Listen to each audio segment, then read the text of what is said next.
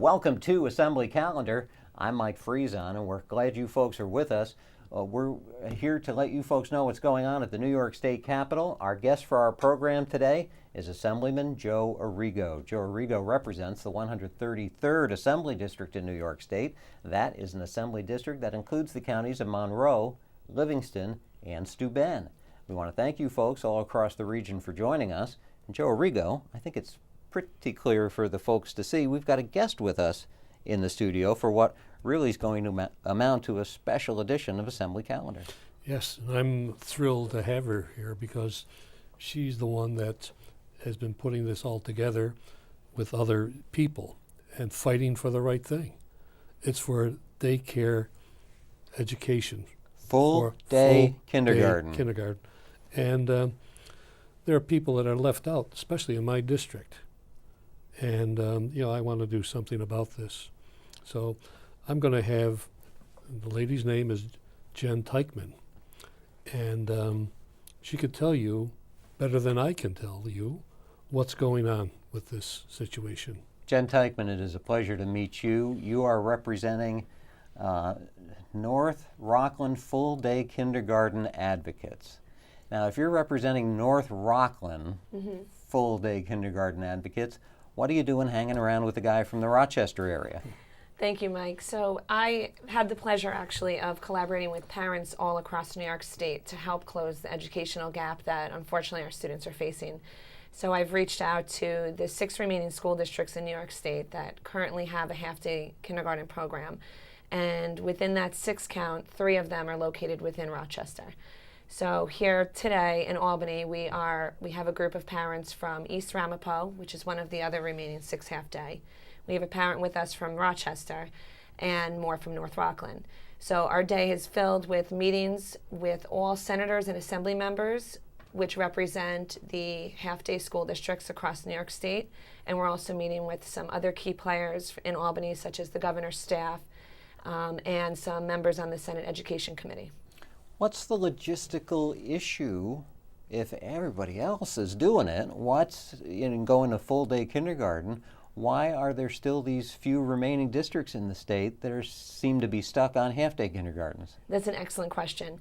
So several years ago, as we all know, New York State adopted the Common Core Learning Standards, which was actually a federal initiative. So at that point, when we took on the Common Core Learning Standards, I'm actually a kindergarten teacher, a full-day kindergarten teacher. And when we took on the Common Core Learning Standards, as a teacher, we noticed that the students were being provided a really rigorous learning opportunity, and the expectations when they exit in June were much more higher level than what we've seen previously in kindergarten years.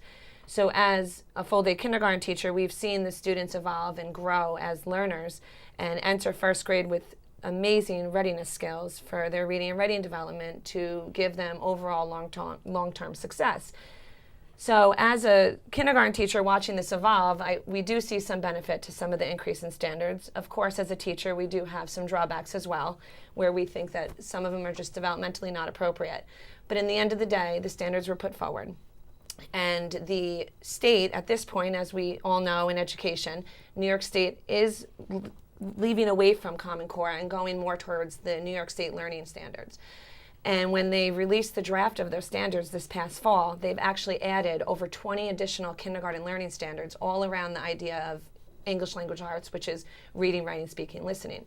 So with the increase again of learning standards in kindergarten alone, and the pre-K has an increase in standards, it concerns us as a parent more than a teacher that our children who are in a half-day program for simply 2 to 3 hours a day already are not learning the Common Core standards. They definitely are not being set up for success with the draft standards being put forward through New York State. So we came up here, we've come up several different times to Albany. We just came up this past November where we actually met with the State Education Department and we discussed the standards that were being drafted. And we shared how can we possibly expect more from our students when we don't fix the current gap that we have. And the current gap is this unfortunate 1% of children, which is approximately 1,500 students across New York State, who are not being provided a fair start.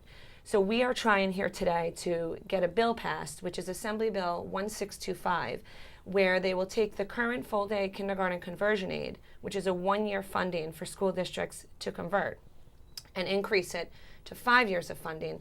So the 6 remaining school districts who share they cannot convert to full day K because of cost, they will have a little bit more of a window of opportunity for their school district. Assemblyman Errigo, it sounds like you've got somebody knocking on your door who's Well, got a that's why persuasive case to make, right? Exactly. And I'm thrilled that she came in this morning and was telling me about this, because I had no idea that, part of my district, and even the others that are not in my district, but their children that need this kind of learning. Which school districts are affected in your area? Well, it's Pittsford and part of the Rush Henrietta. Uh-huh. Brighton, I don't believe so. But I will speak to the senator that does have Brighton and tell him what's going on. But it's just totally unfortunate that these kids that want to learn are being held back. And you know what, Assembly Member? He makes a great point. 2 points, actually. The first being that he wasn't aware. And that's one of the strongest pieces we have with our advocacy. And when we were up here in November, when we met with the governor's office, we met with Mr. Hodgman, and he actually thanked us for our continued advocacy. He shared that, unfortunately, every time we come up, we are advocating and we're making more people aware. And he says, you can't stop that, because there are people who don't know. And the people who don't know are the people who make decisions for our children. And that's why, as a parent and as a New York State, member here, it's important that we can continue to join together to really raise the concern and hopefully make change. Because our children, they can't be sitting in the seat.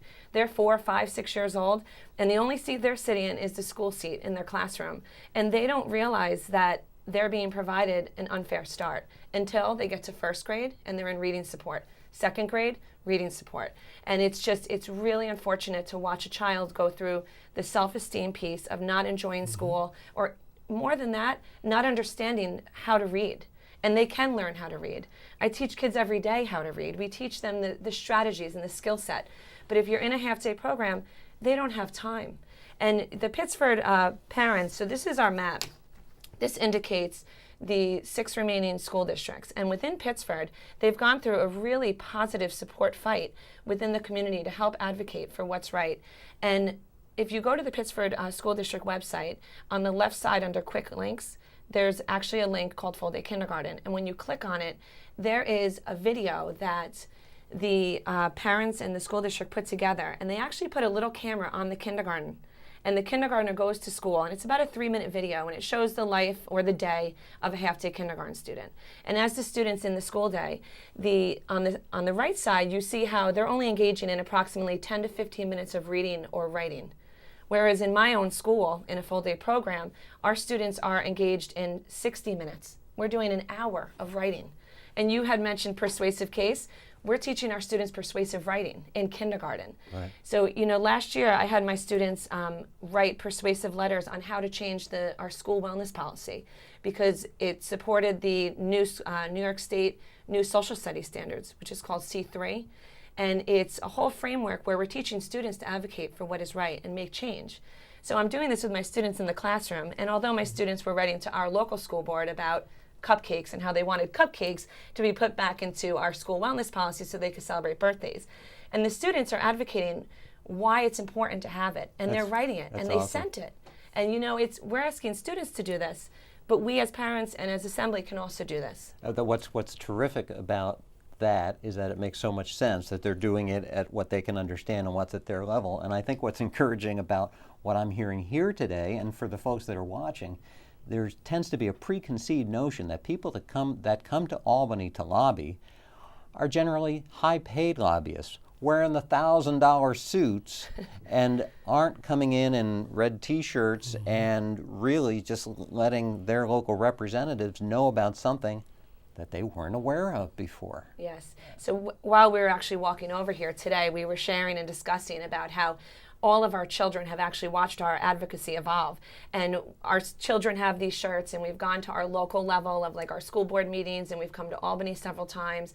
And every time we go and make these things happen, our children are watching it. And it's important that we're raising our children to realize you can make change. And we don't have to just be complacent and sit and say, oh, well, my kid doesn't get a fair start, oh, well. And we shouldn't, as parents, think, oh, I'll just put my child in a private school and I'll pay for it.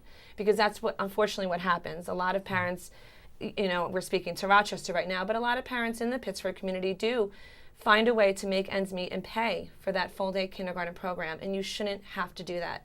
New York State put these learning standards in place by adopting the Common Core, and now we're shifting over to the New York State learning standards. With these standards, New York State is responsible for closing the education gap. It is not right that most of New York State, or actually 99% of New York State, has full-day K, but most of these big 5 school districts that we were discussing earlier, they mandate kindergarten. Kindergarten's not even mandated in New York State. So if we're going to put these standards forward and every kid leaves kindergarten and enters first grade, we shouldn't let this small 1% enter first grade knowing, oh, it's okay, we'll catch you up with reading support or math support. That's not right. Give the child the fair start. Invest in the kids because they're our future. So Joe Errigo. Let me ask you a question. Sure. Do you see the difference of children that don't receive this kind of care versus someone else? So absolutely. As firsthand as a parent, I can speak to that, and then I can also speak to it as an educator. But as a parent, when I lived this with my daughter, who's currently actually in 2nd grade, when I lived this with her, it was very, very challenging for me to be teaching full-day kindergarten every single day and coming home to a half-day student. So at that point, I was trying to bring home a lot of instruction and embed it with her to keep that gap as small as possible. And it just became a point where it was such a disconnect from what I was teaching to what she was learning, because the time, you're losing approximately 4 to 5 hours a day. So you cannot squeeze that in after dinner. You really can't. And you really have to say to yourself, she's really young. These kids are young. Is it fair to be pressing them at home after hours? It's a long day. So with my daughter, I did discover what you shared, is that there is a gap, and it's not right. And seeing the value in some of the standards, or how these children are really enjoying learning, and those first 5 years, they're so ready to learn, and the brain just really is, it's a sponge. It's a sponge, and with the state, driving themselves towards early childhood education and investing in 3-year-olds and 4-year-olds and full-day programs, we're trying to make that fair for everyone. But yes, right now I actually have twins that are in half-day kindergarten program, and it's I feel as a parent I can say I've done a little bit of a better job, my husband and I, to help minimize their gap of learning. There is still a gap. We're at the point where my instruction I teach I can't bring home right now. So we're going to continue to work with them, and as a parent we will do everything possible to support them and keep them, successful. And I need to interrupt because we are almost out of time already. Now, you've got a Facebook page that is available for people if you want to check it out. If you're in the Rush Henrietta or the Pittsford or even the Brighton district in the Rochester area, it's NRFullDayK. NRFullDayK. Go there, and what are people going to find? So when you get to our Facebook page, we encourage everybody who's in support of this topic to please join the Facebook page. We actually have parents from all over New York State at this point who are part of it. We have 1,600 members, and we would love anybody else. And what we do is we provide updates as to what our advocacy has led to, and we're constantly updating on Bill 1625. We will continue to live this bill through the end of legislative session, and all updates will be there. Jen Teichmann of North Rockland Full-Day Kindergarten, a pleasure to meet you. Thank you. And your advocacy Thank you very much. is much appreciated. Thank you. Thank you, because I knew nothing about this bill. Thank you. And you've educated a whole lot of people today, I'm sure. Exactly. Joe Errigo, thanks for bringing your guests with you. A pleasure to see you both. And as always, we thank you folks, too, for spending your time with us as well. And we thank you for joining us. And we hope that you'll be here for our next edition of Assembly Calendar.